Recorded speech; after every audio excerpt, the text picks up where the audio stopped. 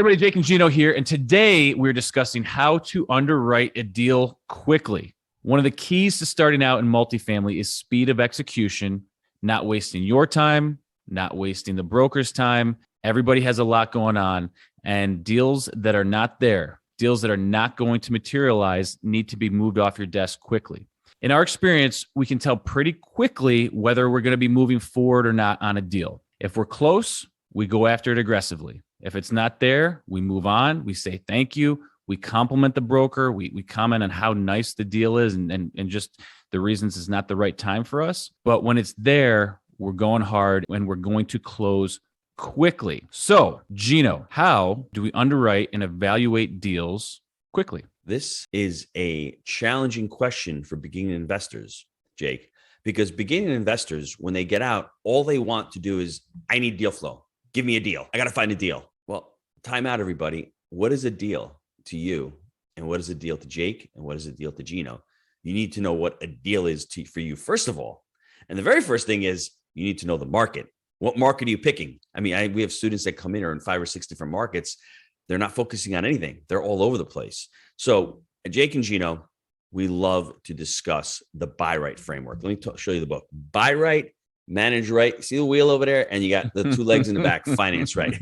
The Buy Right's important. By the way, PDF copy, gino@jakeandgino.com. Hit me up. I'll email you one because this is an important book. It talks about the framework. And the reason why we break it down is because each part of the framework can become pretty comprehensive. But when you break it down into that framework, you're thinking about it in those buckets. And in the Buy Right framework, the first thing you need to understand is what are your parameters? And I know Jake loves me when I talk about the 3 pillars of real estate, but the 3 pillars of real estate talk about the market cycle. I love that. Your creative cash. I'll throw that there. Hey, down below, leave comments. Ask what the 3 pillars of real estate are, and I can even answer for you. I don't want to go into this video, but it's the market cycle. And the market cycle is always changing. And what you need to do is you need to create a buy right criteria for the market cycle and for the market you're in. Now, if you're in a market that you're looking for 2-bed townhomes and there are none, well, guess what? You're not going to find anything in that market. If you're up in the Northeast and you're looking for 50, 60 unit apartment complexes built in the 80s and 90s and early 2000s in some parts of New England, you're not going to find that. Those markets have buildings that are built in the 1900s. So wherever your market is, you're going to have to focus on whatever your market is providing. Let me give you a quick example.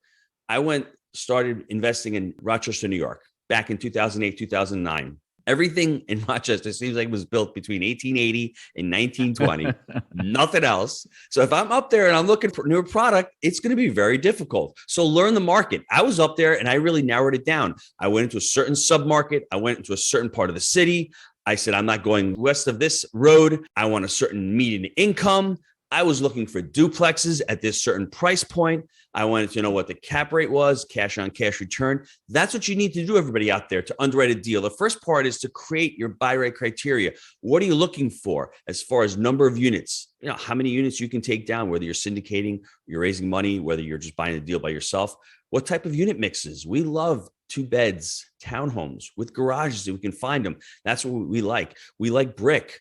We like pitched roofs. We like median incomes. Pick a median income in your market. Some markets have higher median incomes than others. We're comfortable at 50,000 above. We want residents that can pay their rents. That's what we're looking for. Anything you drop below 40,000, it's getting to be a much more, I wouldn't say rougher tenant base, a different kind of tenant base where they're more susceptible to recessions. If something happens, they lose their jobs, they can't pay their rent. So really become crystal clear on your buy right criteria. And as Jake was alluding to before about the 3 pillars of real estate, he's making fun of me. Really, no. You were alluding to it, my friend. I was not. I was trying to make you allude to it. But think about it. When Jake and I first started buying deals back in 2010 and 2011, that was a much different market cycle. We were buying much older assets because the price points were lower. So we were able to put in additional capital expenditures. Now, at this part of the cycle, price points are a lot higher. So we're looking at deals that are a little bit newer, built in the 80s and beyond.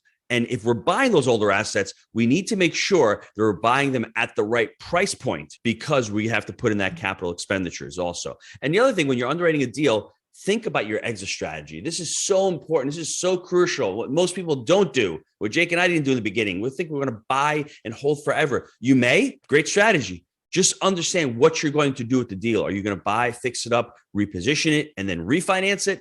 Are you going to sell it? Are you going to sell a little piece off to a partner and hold whatever that is? Just make sure you have a crystal clear exit strategy. And the last thing that we should really talk about when you're underwriting, become a master of that market. Now, Jake and I, we can look at a deal right now and say 70 a door, we're getting 600 in rents. That deal can go to 900 in rents, 70 a door, 900 in rents.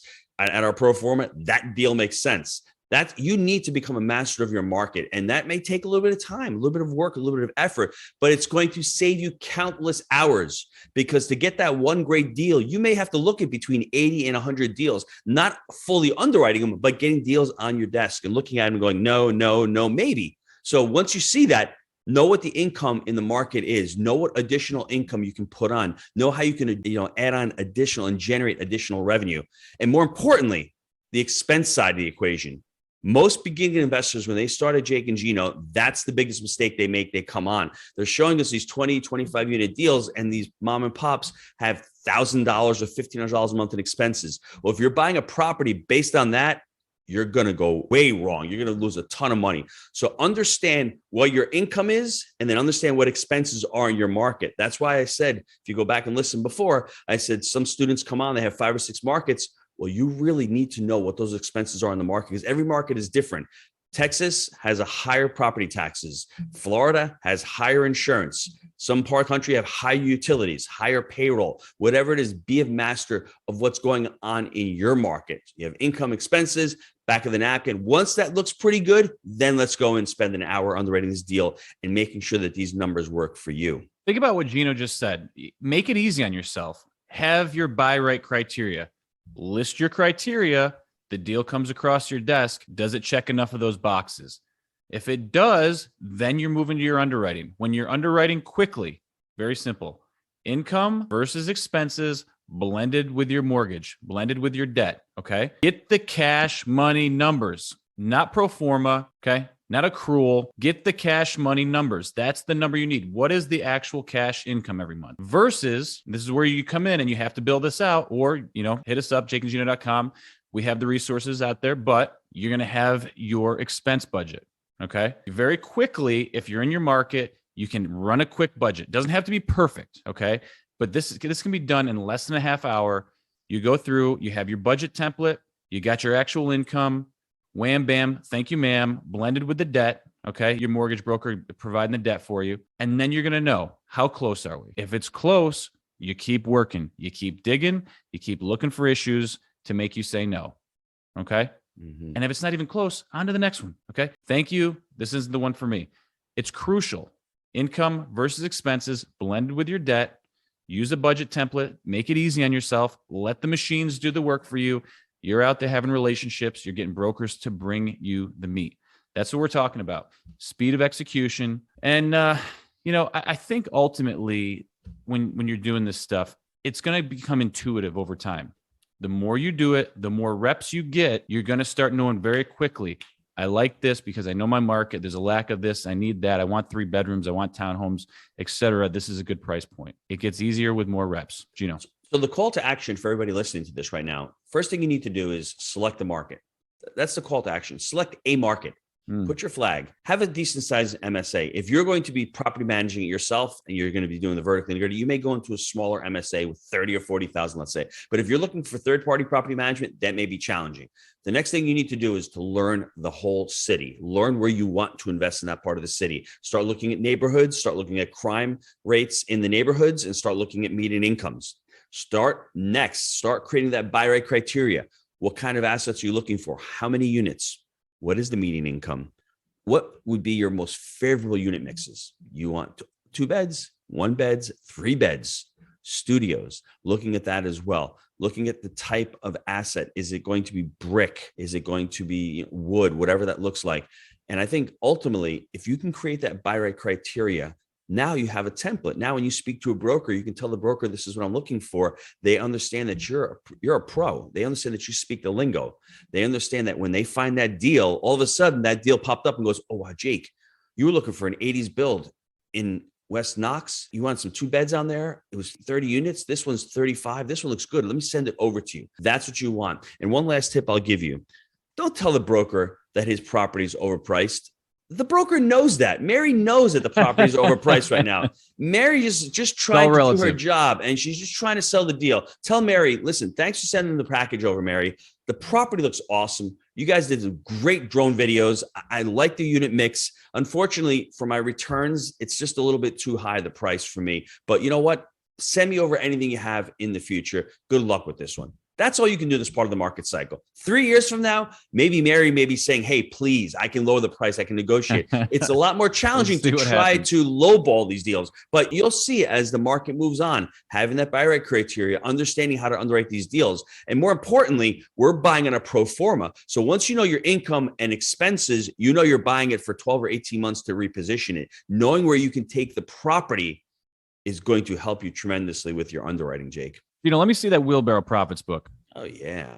Best logo we ever created. Gino at jakeandgino.com. He's going to give you the framework that created over $1.5 billion in student acquisitions. That's Jake and Gino students acquiring over $1.5 billion using the Wheelbarrow Profits framework. I'm Jake. He's the G Daddy, and we're out here. See you next time.